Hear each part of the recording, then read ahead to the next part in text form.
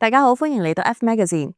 為各位香港朋友、打工仔、舊 Yahoo 用戶，最近有個消息真係嚇到我哋瞓唔住。老牌入口網站 Yahoo 香港突然宣布大裁員，3月31號就遣散新聞部大部分員工，4月1號起，原創新聞、財經內容全部停晒，連向其他媒體買稿嘅安排，年底前都會陸續關門。而家30至40個全職員工遣散後，只剩大約1/3。YouTube 頻道已經靜咗成個月，最後一條片係2月5號，員工今早先知消息，個個都無奈到爆。最近自家內容終於有好評，讀者讚到飛起，點解突然要結業呀？呢個就係2026年 Yahoo HK 大裁員事件。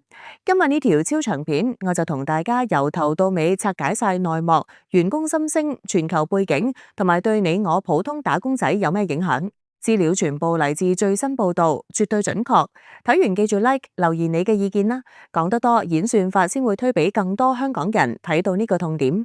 Yahoo HK 27年歷史回顧。講起 Yahoo 香港，其實好多80後、90後都係用大佢長大㗎。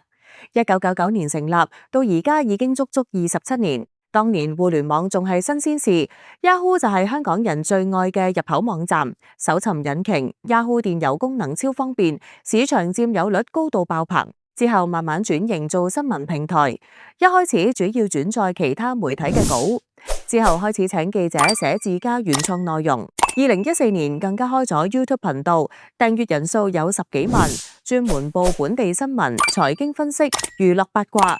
最近呢2-3年 ，Yahoo HK 更加努力做原創，例如中環友邦國際熱氣球節、大埔宏福苑5級火災，甚至一些民生議題，佢哋都跟得好緊，跟到有好多讀者留言讚。Yahoo HK 內容終於有本地味，唔再係純粹 copy paste。有員工話最近自家內容好評如潮，流量同互動都開始上升，大家以為公司會繼續投資點樣，點知突然間就大裁員，聽落真係好突然，好似一盆冷水淋落頭頂咁。3月17日裁員，會議完整詳情。究竟發生咩事？就係3月17號，就係昨日 Yahoo 美國管理層突然同香港內容部同商業部員工開會。會議入面直頭宣布，由4月1號起 ，Yahoo 新聞同財經等原創內容全部停晒，業務轉向低度運作。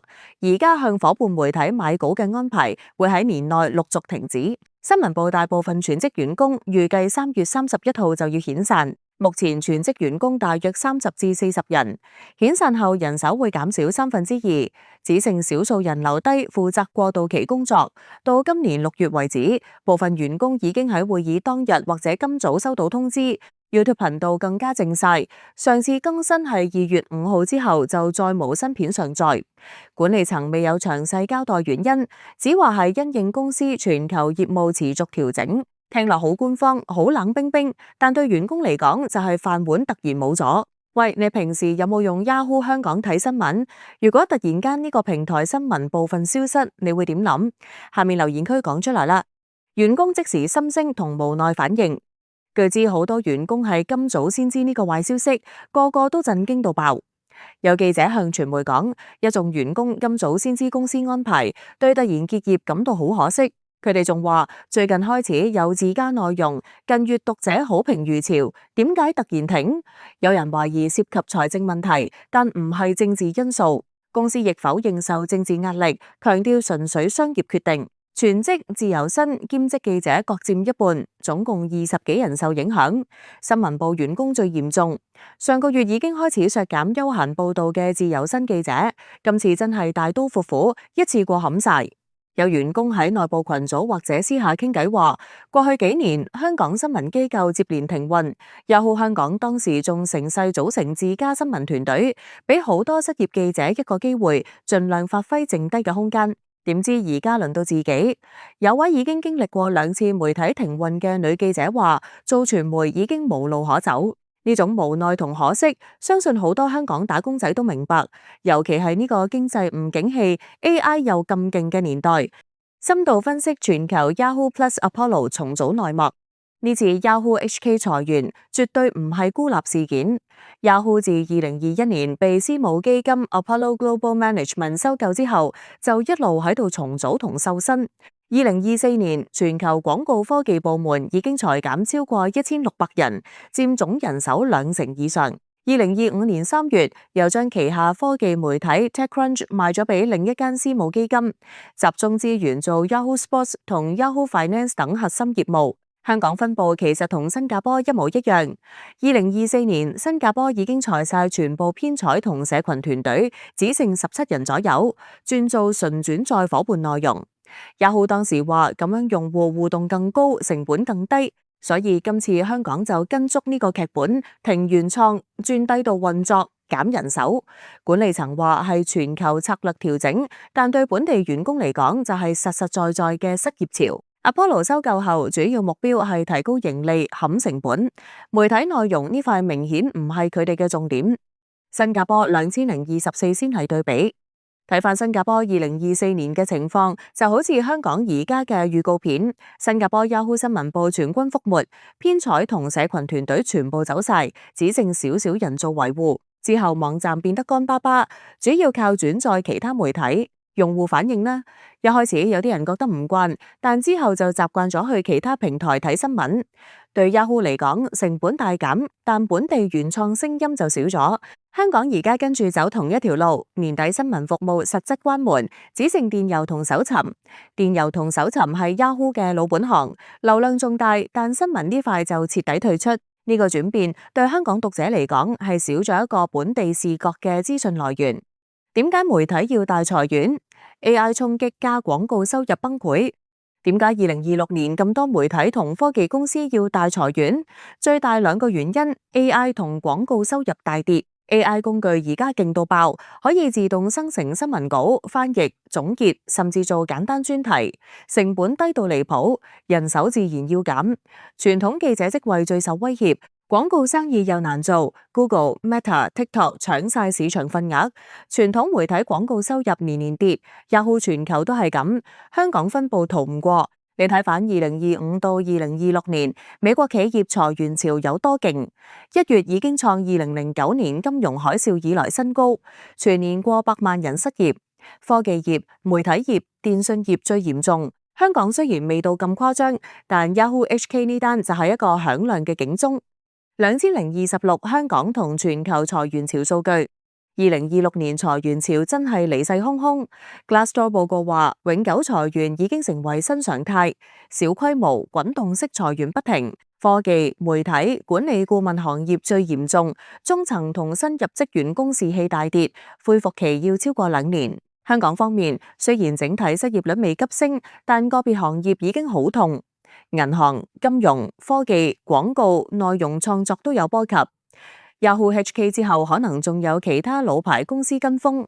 全球嚟講 ，Verizon 最近都計劃裁1.3萬至2萬人，佔總人手13%到20%。好多公司都話係重組調整，但員工就係實實在在失業。對香港打工仔、讀者、媒體生態嘅影響。呢單事件對香港影響好大。首先，好多香港人習慣用 Yahoo 電郵、搜尋同睇新聞，而家新聞部分縮水，資訊來源少咗一個多元聲音。其次，媒體行業又多咗失業個案。香港新聞自由同內容多樣性本來就面對好大壓力，而家又少咗一個平台。對你我普通打工仔嚟講，最實際嘅教訓係職場好唔穩陣，尤其係白領、內容創作、媒體相關工種 ，AI 取代速度越來越快。讀者方面可能會覺得新聞越來越同質化，少咗本地原創深度報導。實用自救建議清單。面對2026裁員潮，我俾大家10個實用自救建議。即刻學 AI 工具，例如用 ChatGPT 輔助寫稿、Midjourney 做圖、Notion AI 整理資料，變成 AI 加人手高手。Diversify 技能，唔好只靠一份工，試下做 freelance 寫作、YouTube 內容創作、開 Patreon 或者 Substack， 儲緊急基金至少6到12個月生活費。更新 LinkedIn Resume， 突出可轉移技能。留意公務員、NGO、綠色科技、教育培訓等相對穩定行業。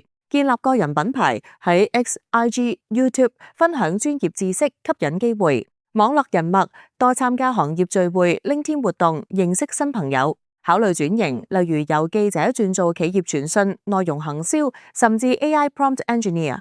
關注政府支援計劃，例如再培訓課程、失業援助、心態調整，視裁員為轉型機會。好多被裁員工之後都同到更好出路，或者自己創業。